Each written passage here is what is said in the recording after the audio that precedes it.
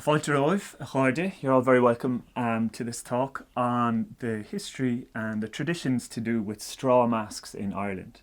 My name is Billy McGlynn. I'm a lecturer in folklore, and I'll be talking to you today about a subject which I obviously have a big interest in, which is traditional masks and mask making.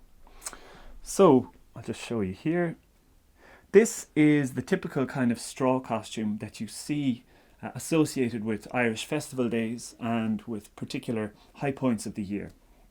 The mask itself begins by being made into a long kind of skirt, which is then curled around itself, and then it's tied together at the top in a cone. So you can see it here. It's generally made out of straw, so it's oat straw or rye straw, which are typically the type of straw that's used to make these costumes. They are used throughout the country. Even still, people now still make these traditional straw masks at particular days of the year. And in this slide, this instance, this is a mummer from Aklamad in County Fermanagh. And not only is this mummer wearing a straw hat, but also straw bandoliers, a straw skirt, and also straw on his feet as well. There are sketches from folklore traditions and folklore collectors who were going around in the 19th and 20th century making accounts of this, and you can see this here from the National Museum.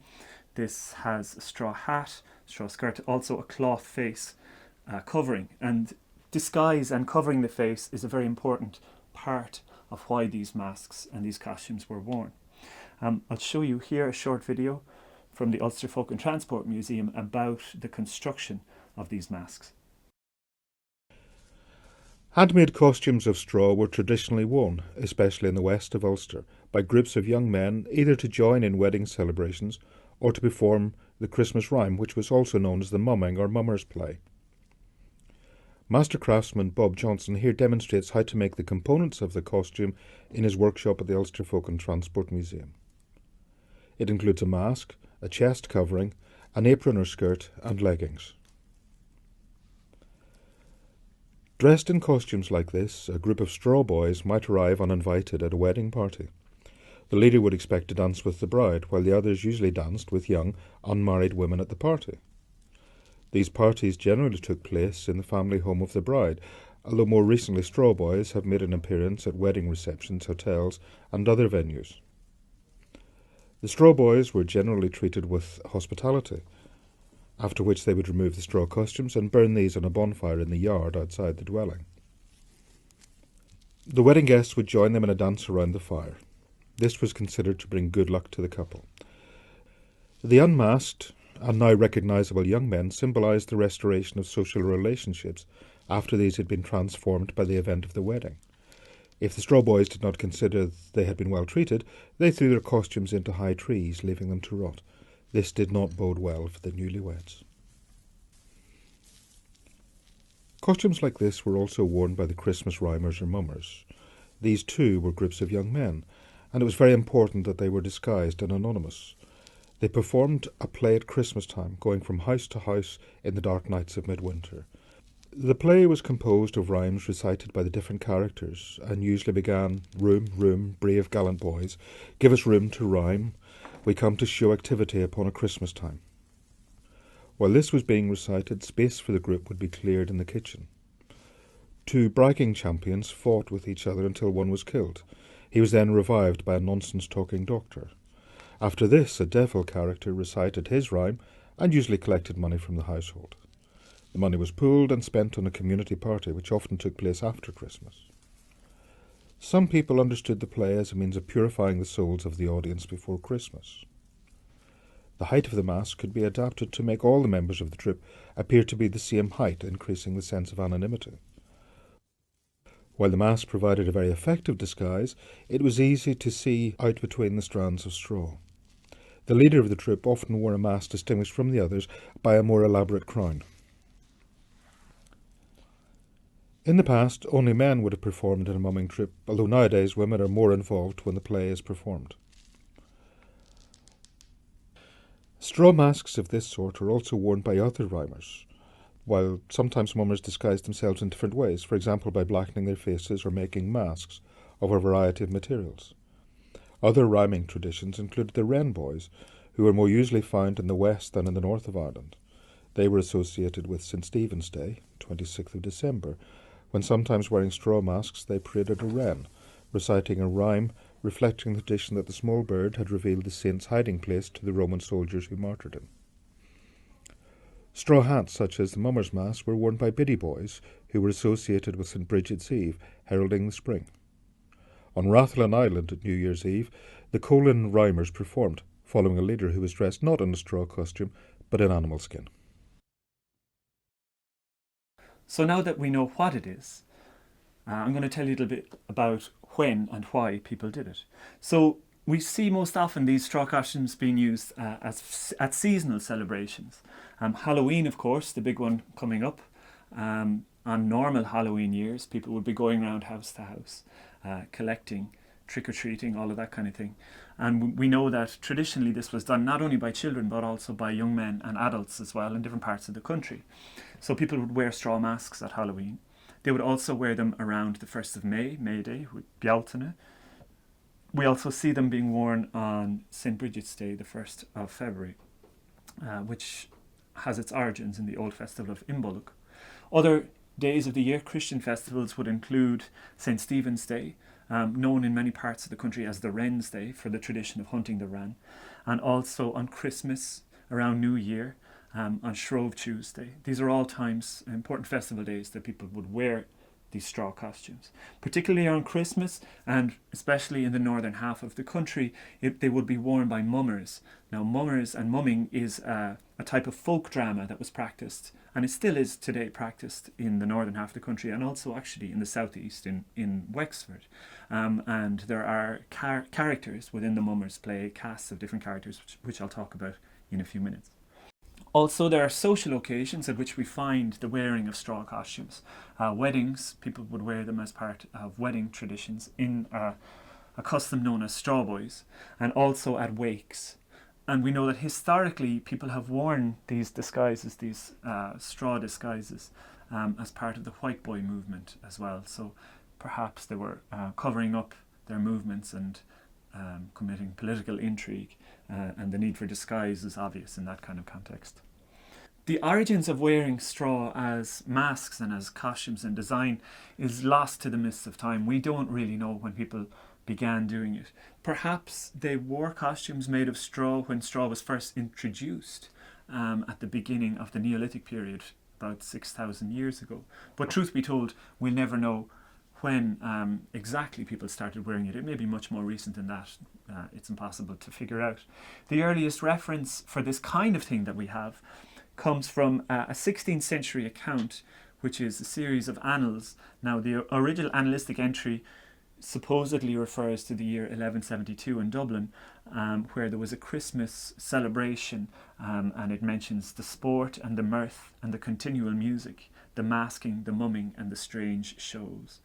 So perhaps that was a 12th century tradition. We know for sure that it existed in the 16th century when the text comes from. So earlier than that, it's impossible to say really. So the function, why did people do it? The primary function of a mask, unsurprisingly, is disguise. People wear them to hide their identity. Sometimes the anonymity is more important than others. For example, when straw boys wore them at a wedding, it was crucial that they would not be recognised. That was central to the whole ceremony, the whole point of straw boys coming to the wedding in the first place. We also see at Halloween and on the Wren's Day, because there's a certain amount of mischief and misbehaviour associated with these times of years, or these times of year and these practices, that people wanted to be fully in disguise, and they would complete the disguise often perhaps with gloves, disguising their voice, and sometimes they would paint their faces with soot underneath, just in case people they peeped through the mask. And sometimes they would paint their faces with soot or a blackened cork in order to complete the disguise, in case anybody managed to peep in through the straw. So complete anonymity was important in these contexts.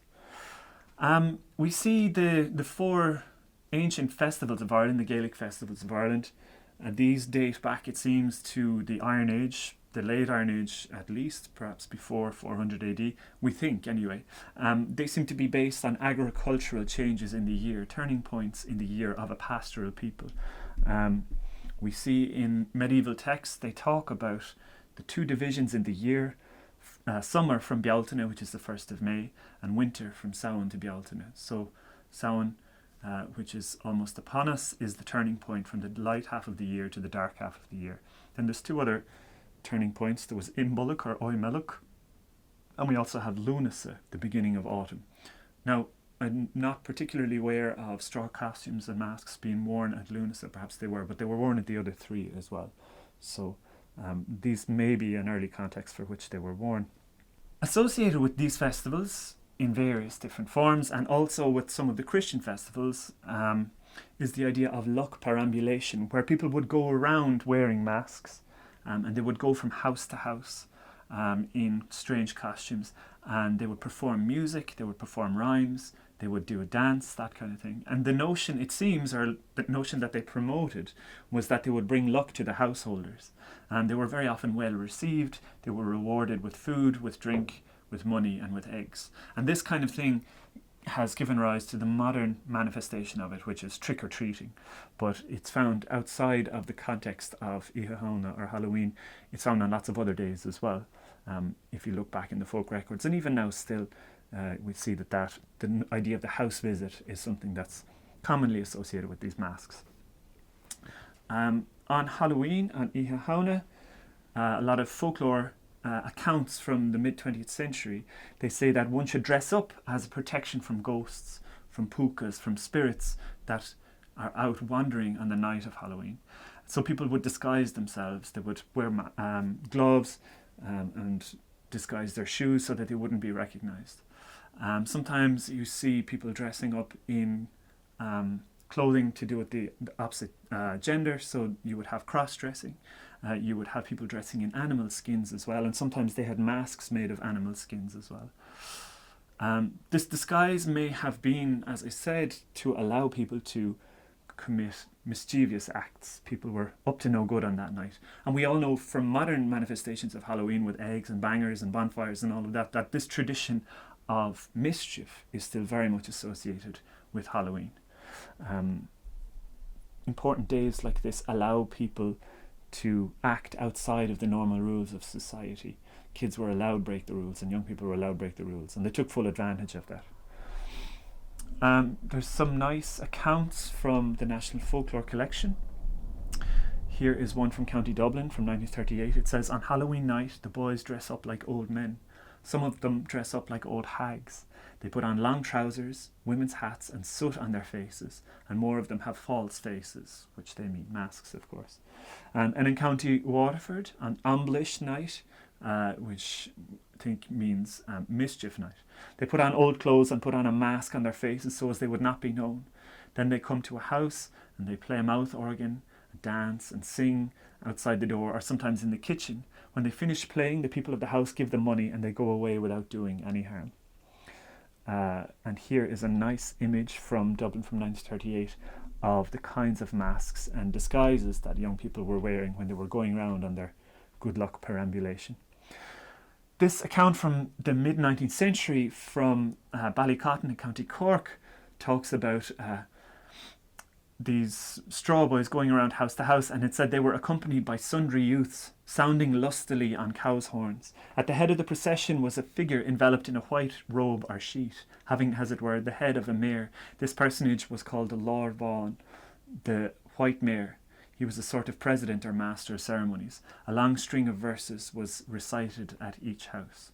And of course, the cow's horns would have been like this. It's a big example of a cow's horn, but a cow's horn with the end cut off.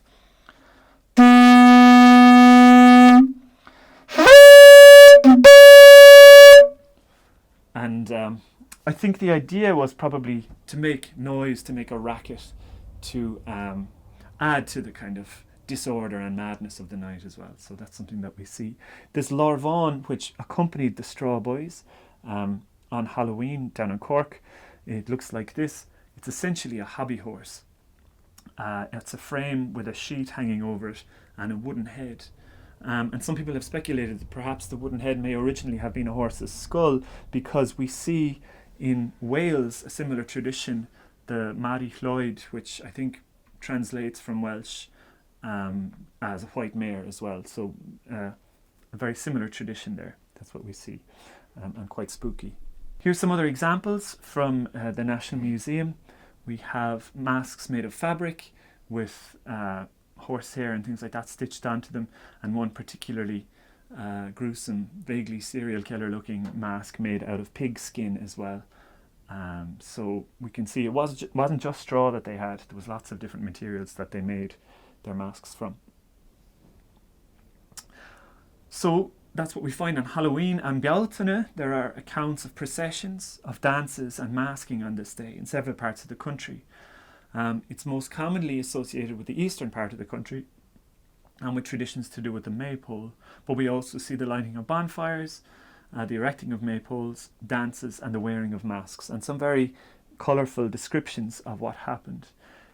This one comes again from the 19th century. It says, at the great long dance held in old times on May Day, all the people held hands and danced around a great May bush erected on a mound. The circle sometimes extended for a mile, the girls wearing garlands and the young men carrying wands of green boughs, while the elder people sat around on the grass as spectators and applauded the ceremony. The tallest and strongest young men in the country stood at the centre and directed the movements, while the pipers and harpers, wearing green and gold sashes, played the most spirited dance tunes. So where's the straw? Well, it says, on May Day, the figure of a female is made up, fixed on a short pole and dressed in a fantastic manner, with flowers and ribbons, etc. This figure they call the May Baby. Around this figure, a man and woman, generally his wife, of the humble class, dressed fantastically in straw, danced to the sound of a fiddle and entertained the people with indecent shows and postures. These exhibitions cause great merriment among the assembled populace. Women who have had no children to their husbands also attend to see this figure and performance, which they imagine will promote fruitfulness in them and cause them to have children. So there you are. And of course there is the tradition of going around house to house, young girls, bringing the summer with them, as they say, Hugam or Féin and Sauralin, and they have garlands in their hair. So these are all traditions. Similar to Halloween, we have in the south the mayors of former times, these are the people going around at May, had the hobby horse as part of the procession. This author says that part of the ceremony was evidently an English importation which has been lost. From Monaghan we have a graphic account of a somewhat similar proceeding where the girls dress up a churn dash as a May babby, like the Brídóg at St. Bridget's Day, and the men a pitchfork with a mask, a horse's tail, a turnip's head and ragged old clothes. So lots of variation on the customs as well. But this idea that when people wore these masks that they would get up to mischief and they would have sort of permission to misbehave. This wonderful account from May Day, it says, out sprung the fool and his wife, the first with some headdress of skin, a frightful mask, and a goat's beard descending from it. Though we knew that the big, bluff, good-natured countenance of Paud himself was behind the vizard, the vizard being the hood, or the mask, we could scarcely refrain from taking flight, not being able any more than other children to look on an ugly mask without extreme terror. His wife, who in this instance was played by little Tom Blanche the tailor, was in an orange tawny gown, a flaming handkerchief and a mob cap, and had a tanned, ugly female mask fitting pretty close to her face. Paud's first salute was with a yell and a charge in various directions and a general thrashing of the crowd, with his pea-furnished bladder suspended from a long stick. Mrs. Clown had a broom and used it to some purpose when she found her friends disposed to crowd her. So they're harassing the crowd, beating them up with a bladder on a stick. It's all good-natured and fun. So on St. Bridget's Day, they made reference to a baby made out of a churn dash, and that is a common thing that we see on St. Bridget's Day, Lála Bríde, which has its roots perhaps in Imbolug. The 1st of February, it seems to have been traditionally a festival in honour of the Christian saint St. Bridget, and the themes that we find in St. Bridget's Day are celebration of the beginning of spring and the coming of new life. The Brídóg was the name of the group that went around in procession, or in English they were known as breedogs. They too would wear straw costumes. They would wear hats. Often instead of wearing straw on their body, they would wear white sheets or shirts. And they would often bring symbols of light, of life, and of fertility with them. As well as being called breedogs, they were also sometimes called the biddy boys. And we know of parades and processions of these biddy boys. They had performed rhymes and songs. Maybe some of these traditions were influenced by the cult of St. Lucia, which seems to have had some influence on the Brigidian tradition in Ireland. But we know, as mentioned there, they made a doll from the churn dash, which they called a breedog. And sometimes there was a girl dressed in green rushes who represented St. Bridget herself. And here's a wonderful image of a biddy group who are still on the go. There's still plenty of biddy groups, particularly in South Kerry. And they go around from pub to pub and from house to house, singing songs and performing. And you can see, of course, they're all wearing their straw hats, their straw masks.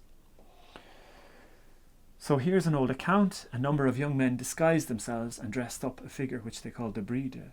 It was a custom to call to every house in the neighbourhood.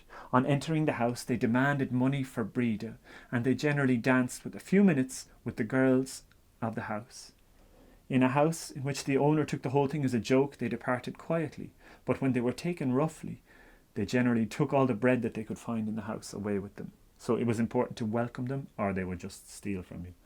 On entering a public house, they took whatever drinks were on the counter. This often caused a row with the people who had paid for the drinks. But as the breedogs were always in considerable numbers, they generally came out as best. When two bunches of breedogs met, there was always some excitement, as the strongest party always relieved the other of whatever money they had collected. So this is Mischief, perhaps taken to a slightly higher level. Here's a custom from Leitrim in 1938. It said, the custom that is observed locally about St. Bridget is on St. Bridget's Day, rushes are cut after the night, and breedogs, that is a band of young men, go to the neighbour's house and they knock at the door with the rushes. And someone of the house says, Cehi sin ag an Norris. But the breedogs say nothing. The door is opened and they go in and out of the house 3 times. There's some wonderful footage taken by RTE from Kilcummin in 1965, where there was a competition for the various different breedog groups, and I'll just show it to you there. Mr. Shoko, is this a very old tradition here? Well, yes, it is very old in this part of the country, and as far as we know, it goes back to the Middle Ages, when the eve of the feast day was a very important rural festival in rural Ireland. Is the tradition here very strong, Mr. Shoko? Well, particularly in the south of us, mainly the districts of Beaufort, Kilgobbinett, Gapelton Low, Glenbeigh, all these picturesque localities at the foot of McLecurry's Reeks. Well, is there much difference between the biddy boys and the wren boys? Mainly in the costumes. As far as we know, the wren boys can have a variety of costumes, whereas in the biddy groups, the costumes are more uniform. And the particular emphasis, as far as the biddies are concerned, is the straw hat they wear. And what about the size of the groups?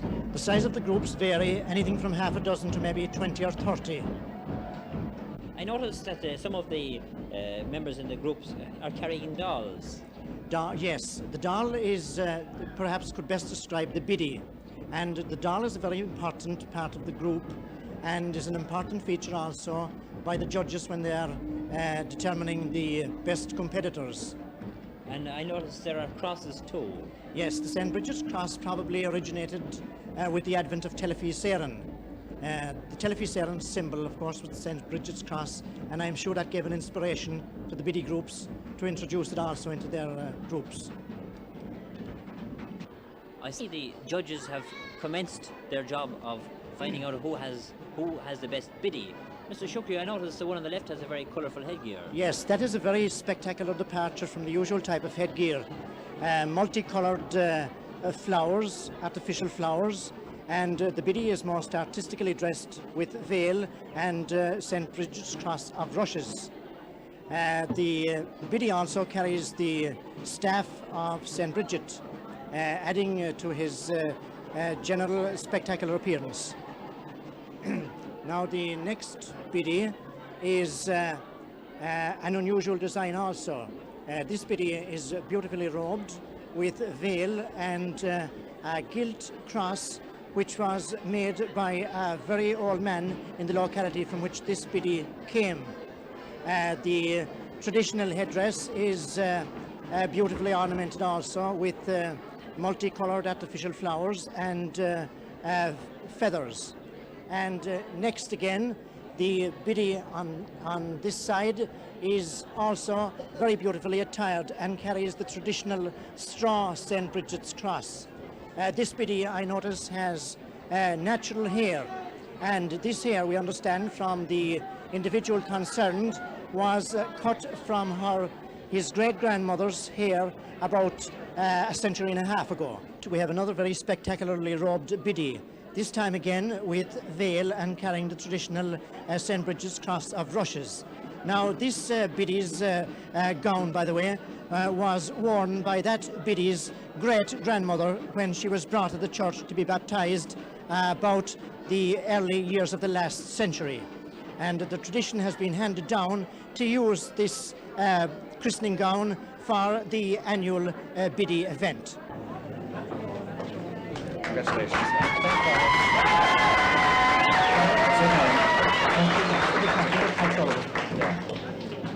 He tells me that he's not the captain of the group, even though he carries the biddy. The captain is who? Pat Sullivan. Pat Sullivan. Well, anyway, I have great pleasure in presenting you with the first prize of £12, and I'm sure you'll deliver it to Pat Sullivan, will you? Thanks, Father. Yes, Father. Right. Congratulations. Thanks very much. So you can see they're still being made. There's a wonderful tradition of them still being constructed, adding tinsel and things like that, and also adding pampas grass, which I think is a relatively recent innovation, definitely in the last couple of decades, but this gives them a much bigger and taller aspect. So that's it's obviously an interesting twist on the tradition. And of course, to do with St. Bridget's Day as well, or the St. Bridget's crosses woven in straw of various different types, and the breedogs, sometimes the smaller ones in particular, would sometimes present these to the householders. These are some examples of straw breedog, the little doll made from straw or made from rushes and that kind of thing. So, straw boys. I made reference to weddings earlier and the idea of straw boys making an appearance at a wedding. So here's a wonderful image of straw boys who are about to gate crash a wedding. The idea is, here is Gregory Wood Martin, who talked about straw boys as a custom in the late 19th century. He said, in remote parts of the country, straw boys still appear at the house disguised in tall conical shaped straw masks, decorated with stripes of red and green cloth. They also wear shirts and red petticoats set off with many coloured ribbons. The leader dances with the bride, the next in rank with the bridesmaid, and the remainder of the band find partners as best they can. They are usually well entertained and treated to drink. They formally demanded money and indulged in boisterous play. So why would a load of people in straw arrive at a wedding? Well, it seems they were organised and deliberate kind of wedding crashers, people who were not invited to the wedding, but they decided they would make an appearance anyway. So they would be announced, said the straw boys are here. They would participate briefly for half an hour maybe in the proceedings. They would have a dance, they would be given a drink, they would be given some food, and then they would leave again. And I suppose the thinking behind this perhaps is that it was a way for people who were not invited to the wedding to make an appearance, to participate in it in a sort of controlled way. They could save face in a way. They could have a quick sample of the wedding and then they would leave again. So it was a sort of a social pressure valve, if you want, where people would not feel so aggrieved. But because there was a kind of attention to straw boys, sometimes that spilled over, and it was not always positive. Here's a lovely image from 1911 about straw boys who are coming to the reception of a wedding which is in a private home, and it seems at least that people are welcoming them to a certain extent. They are smiling enough in the picture. And here's a modern image of straw boys at a wedding, and this dancing with the bride, and she seems pretty pleased with the whole thing. Here are some images from the museum which show the kind of costume that straw boys wore, and this is a relatively well constructed and slightly elaborate version of it. So like I said, because there was a kind of a tension involved in this, there could sometimes be ambiguous feelings to do with it. Straw boys, because they may have felt slightly aggrieved, they could be boisterous, they could be destructive, and in some instances they could even be violent. There are accounts of straw boys stealing drink, more than their share of drink, from the wedding and the destruction of property. Now thankfully there still are straw boy customs and traditions nowadays, but they don't have the same kind of tension that they had before. And it seems that people like the custom of straw boys. It adds a bit of life, it adds a bit of spark and a bit of tradition to people's weddings. So now they actively seek them out. It's not a sort of a social release valve or anything like that anymore. People choose or they invite straw boys to come and participate in the wedding. And this is especially the case in County Clare, where the custom is still quite strong. But here is an account. It was not always as cheerful. This is from 1914. It said, the wedding was taking place in the home of Anthony O'Brien when 9 men, known as straw boys, arrived in disguise wearing masks of straw. They were armed with shovels, scythes, forks and sticks, and they demanded drink. They were given a bucket of beer, which they consumed. 2 of the men then danced and demanded more drink. They were given a second bucket of beer and then a third. When they became disorderly, a fight ensued, during which one of the wedding party produced a gun. During the fight, a police officer was assaulted. He was heard to shout, "I am killed," and it only ended when shots were fired in the air. So things could get pretty heated at times. But thankfully, like I said, things have calmed down a lot. And here's an account of straw boys from 2015, from only 5 years ago. And this is a guest at a wedding who is not familiar with the custom and is encountering it for the first time. After a while, straw boys arrived. Being born and reared in Tipperary, I thought that I knew all the Irish traditions and customs, but this was a new one to me. One could only describe the straw boys as party crashers who burst onto the scene unannounced. Then they whisked the bride and groom onto the dance floor for an enthusiastic round of dancing and exited the venue as swiftly as they had arrived. Most bizarre of all was their appearance. Old clothes stuffed with straw and brandishing very strange conical-shaped hats of straw which concealed their identity. And the author says, what is it all about? Apparently their presence is believed to bring luck, wealth and health to the newlyweds. Here's hoping that it does in abundance. So, this is obviously, it finishes off on the note which, when you look back at old accounts to do with straw boys, they very often believe that straw boys brought good luck to the newly married couple as well. So sometimes people dreaded their appearance, but often they were welcomed. And here is a short video of other straw boys, which I think is in County Clare, and they're dancing with the wedding party here.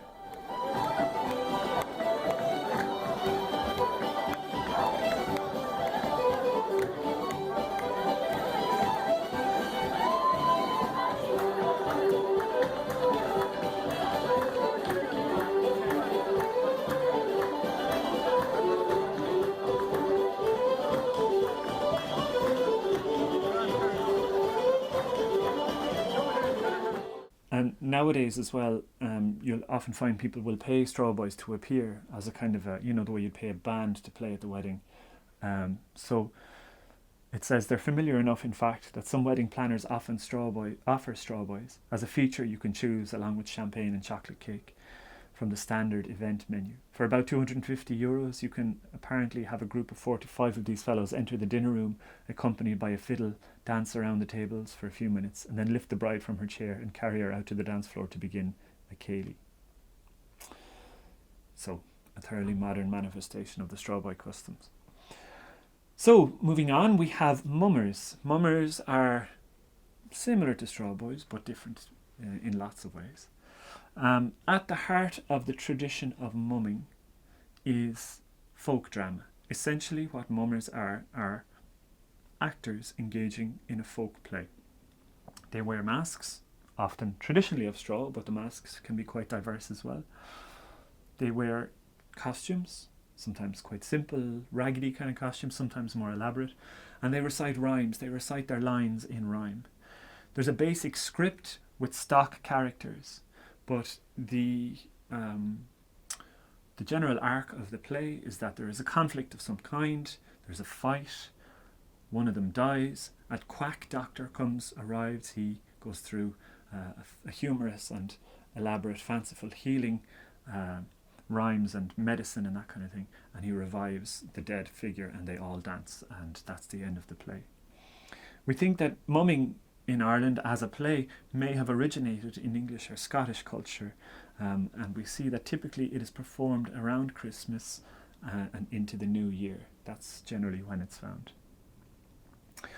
Straw was often a major component in the mummers' costumes, and many costumes still integrate straw, but some have expanded beyond this to reflect their character. The doctor, for example, rarely wears straw or much straw anymore. He tends to wear more of a top hat and a black veil and a waist or a coat with tails, that kind of thing. But sometimes the straw manifests as a particular character who is called Jack Straw or Sir Sup, sup being the Irish word for an individual strand of straw or grass. So when they arrive, when they announce themselves, they generally recite a rhyme. So what we have is, this one is from Jack Straw. He says, "Here comes I, Jack Straw, the funniest man you ever saw. My father was straw and my mother was straw, so why shouldn't I be straw too? And if you don't believe in what I say, call in the Grand Turk and he'll clear the way." So one by one they announce themselves in, and then they call the next person in. So that's Jack Straw's announcement. And here is Jack Straw in all his finery from the Aklamad Mummers, which is a mummers group from Fermanagh. And here are some other characters from the mummers play as well, in hessian with straw hats. Here is the doctor's rhyme, just to give you a sample of what it's like. "The heart and liver of a creepy stool, put into a wren's blether, and stir it with a cat's feather. Take that 14 fortnights before day, and if this does not cure you, I ask no pay. So hocus pocus, alicampaign, rise up young man and fight again." So it was a kind of a nonsense rhyme and a nonsense cure to bring the person back to life. And here's another image of the mummers, and this is the doctor reviving the dead person who has fallen due to a sword fight. Like I said, it's mainly found in the northern half of the country. There are also mummers in Wexford, and here is an example from North County Dublin, the Fingal mummers, who have some straw and lots of elaborate costumes as well. And here is the Fingal mummers performing a short piece at the end of a conference to do with mummers, which was held several years ago. That's the master of this house and the mistress too, and all the little children that round the table grew. With our pockets full of money and our bellies full of beer, we wish you all happy good times for the rest of the year. Thanks very much, ladies.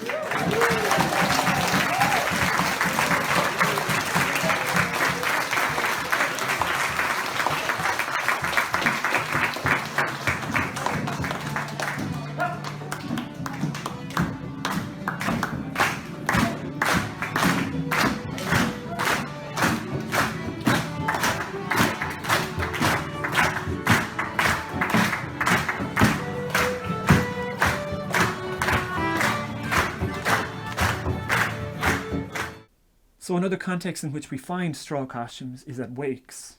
The merry wake, this idea of having a celebration at the death of somebody. It sounds a bit strange, but it was an important part of Irish funerary customs into the 20th century. And I suppose it still manifests in some ways. We still have relatively elaborate wakes now, but wakes that involved games, feats of strength and mischief and pranks and all of these kind of things. These were and people played games, boisterous, lively games at wakes, in the presence of the dead person very often.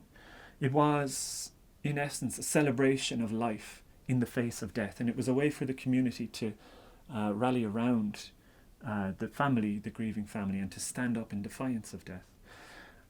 So the games were sometimes boisterous, they were ribald, vigorous, sometimes they were even violent. And there are accounts that suggest that there was lewd games, including nudity and sexual content, but the authors in the 20th century were too bashful to include any of the details of that.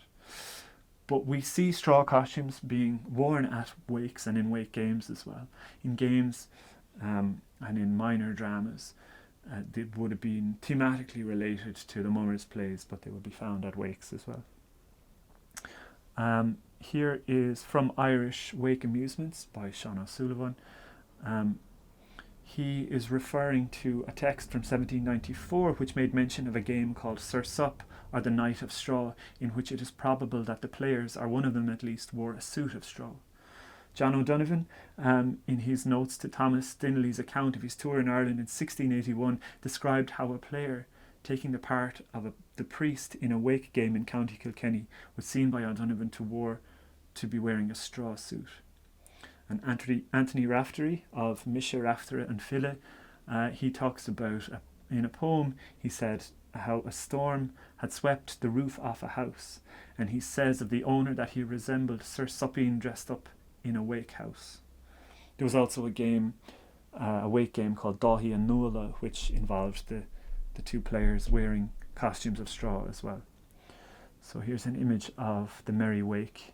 You can see there's keening going on over to the left, but people are drinking and people are playing games to the right of the image. So they could be lively affairs, very lively affairs. Now, bringing it closer to home for me, because I'm broadcasting from West Kerry, we see that on St. Stephen's Day, Law and Jolene, there was this idea of hunting the wren. And this was a custom that is popular throughout Ireland. Again, more the southern half of the country than the northern half. The day after Christmas was known as Law and Jolene, the Day of the Wren. Maybe it was present in the northern half and it got overtaken by mumming, I don't know. But groups would go out in the morning and they would hunt a wren bird, and they would bring it house to house, and they would sing and they would dance, they would perform rhymes, and they would collect money and food and drink. We don't know the origin of this custom. Curiously, there's a 10th century account by Bishop Cormac McCullinan who says the wren is a drí a druidic bird, and he associates it with prophecy. We don't know why though. This may have been speculation. He was well known for speculating in his text. So who knows what that reference is supposed to be. In the 14th century account of Saint Moling, he curses the wren and says that it is to be hunted, and then the wren is then killed by a fox in that story. We know later on in the post-medieval period there's stories of Bonnie Prince Charlie being hunted, being pursued, and they make a poetic reference saying that he's being hunted like a wren. So who knows how old this thing really is, but definitely in the medieval period there are hints that the wrens were being hunted then. Here's an account from the 19th century which talks about how in Munster the boys on the Wren's Day are headed by a captain who dresses in a military style and carries a sword, a jester or an amadan who carries a bladder on a stick, or a female jester who's called the Owenshach, which is a boy dressed up as a woman, also accompanies the procession. Two of the boys in procession in Dingle, decorating their heads and shoulders with straw. Their masks have single eye holes, and they carry bladders on sticks which they use to clear the way. Others carry flags and others play drums. Also, the Dingle ceremony includes a mock battle between Sir Sup and Sean Scott, one team with bladders and the other with swords. Sometimes they ride the Lord Vaughan. This is the white mare that I made reference to earlier from Halloween. We find it here on Law and Jolene, or on the Wren's Day. And this was made again with a wooden frame covered with a white sheet, and sometimes had carved legs and would have a carved wooden head. Here's an image from Wren Boys from 1958 going out on Goat Street.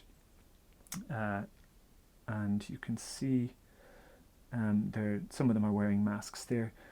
Here's 1982, the green and gold wren, which go out every year, and the banner carrier on the left is wearing a straw skirt. The green and gold are a wren group which still go out. A lot of the streets in Dingle have their own wren groups. So there's the Goat Street Wren, the green and gold, the Key Wren, Stride Owen or John Street Wren as well. Here are the green and gold showing off their quite elaborate selection of straw masks, which they have made for this year. I remember growing up in Limerick, wren boys calling to the door, and they would always recite a poem. The ran, the king of the birds, Stephen's day he was cutting the furs. Although he's little, his family is great. Pray you, good landlady, give us a trait. And there are many, many verses to this song, and it's still recited in some places. Here are more images from the wren in Dingle, and it really is quite elaborate here. On St. Stephen's Day, people gather in their thousands and dress up, not only in straw, in all kinds of costumes, but this shows again the green and gold in Flaherty's pub beginning to make their straw masks. And here's a slightly more political take on it, not straw but something else. So there you are, some wonderful images here.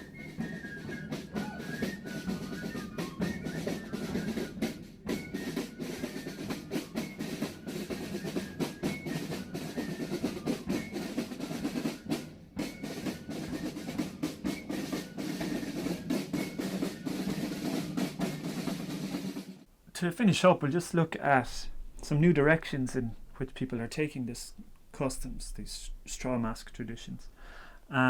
We have the Armagh Rhymers, who have been on the go for quite some time.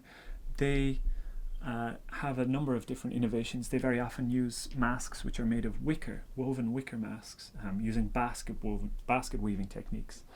And they do mummers plays, and they also do some of the important festival days of the year.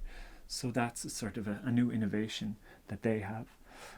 We have groups like the Aklamad Mummers as well, who I've mentioned before. They have set up a centre in Fermanagh dedicated to teaching people about mummers, and they have the foundation there that's run out of the centre.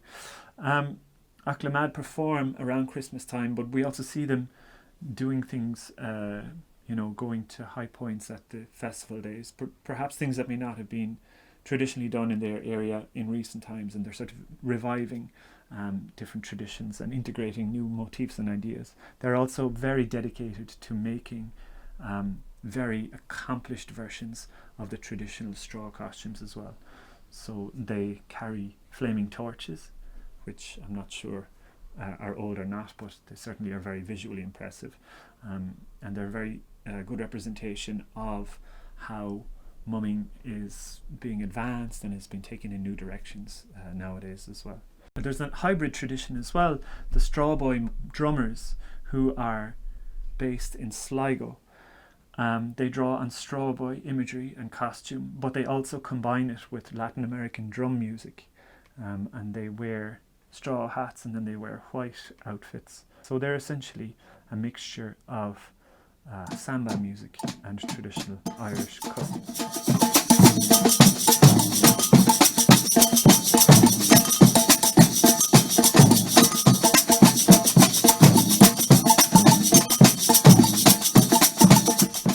Strawcraft Ireland as well is another group who are dedicated to, again, making very fine, very accomplished examples of the straw masks and costumes.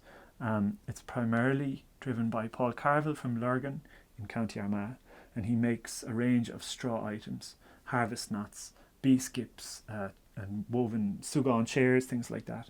But he also makes hats, masks, costumes, and he works with mummers groups to produce some wonderful examples and wonderful takes on the traditional customs. And this one here in particular, standing out in the snow, is a very dramatic and highly accomplished version of the straw costume in Ireland. The Trillick Mummers also have some of examples of his work, and like I said, the Armagh Rhymers too have these elaborate straw and wicker costumes and masks. So, in summation, it's an old custom and it's an old tradition of wearing these masks, centuries old, if not older than that. And it's obviously very vibrant. It has different manifestations in different parts of the country. Sometimes it's for mummers, sometimes it's at Halloween, sometimes St. Stephen's Day. But it doesn't seem to be in any danger of dying out anytime soon. And long may the custom of wearing straw masks and traditional costumes and dressing up and misbehaving, long may this tradition continue. Cur míle maith agaibh.